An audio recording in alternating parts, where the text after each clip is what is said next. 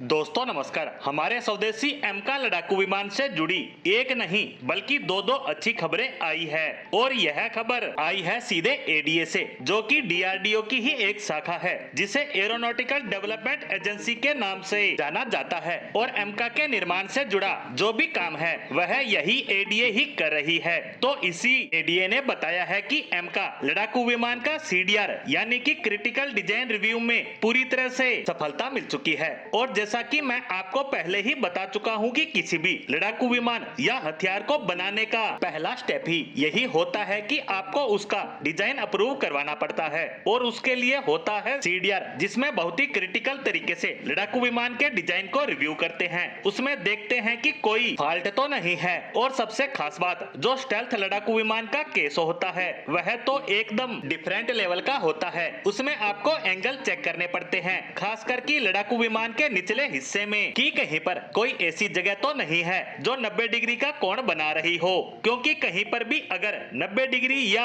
उसके आसपास का भी कोण बन रहा हो तो इसका मतलब एकदम साफ है कि वो लड़ाकू विमान स्टेल्थ हो ही नहीं सकता, क्योंकि 90 डिग्री और उसके आसपास के जो भी कोण होते हैं उस पर रडार के रिफ्लेक्शन टकराकर वापस दुश्मन के डिफेंस सिस्टम तक जानकारी पहुंचा सकते हैं, जिससे कि आपका लड़ाकू विमान बड़ी आसानी से दुश्मन की पकड़ में आ जाएगा। यानी किसी भी लड़ाकू विमान का रडार ऑब्जर्विंग मटेरियल पूरी तरह से काम कर ही नहीं पाएगा। इसीलिए तमाम 90 डिग्री के कोण को फाइटर जेट से हटाना पड़ता है और यह सब चेक किया जाता है सीडीआर में। और इसीलिए कई बार तो सीडीआर में एक दो या इससे भी अधिक साल का वक्त लग जाता है, क्योंकि आपको डिजाइन में कई सारे परिवर्तन करने पड़ते हैं। लेकिन हमारे लिए अच्छी बात यह है कि एमका के डिजाइनर्स ने इतना शानदार काम किया है कि पिछले कई महीनों से यह सीडीआर हो रहा था, लेकिन जो सीडीआर टीम थी वो इसमें कोई भी कमी नहीं निकाल पाई है। और बिल्कुल सूक्ष्म और गहन जांच करने के बावजूद इसमें किसी भी तरह की समस्या या इश्यू नजर नहीं आया, इसीलिए इसे पूरी तरह से सक्सेसफुल करार दिया गया है।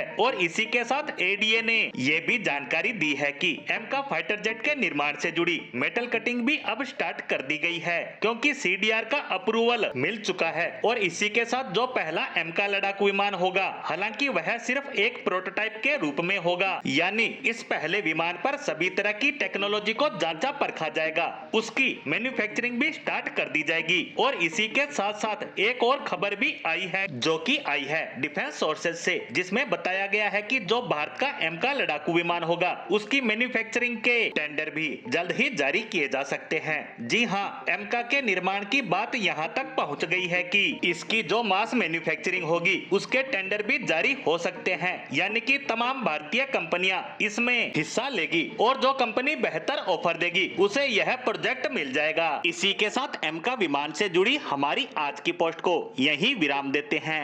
धन्यवाद।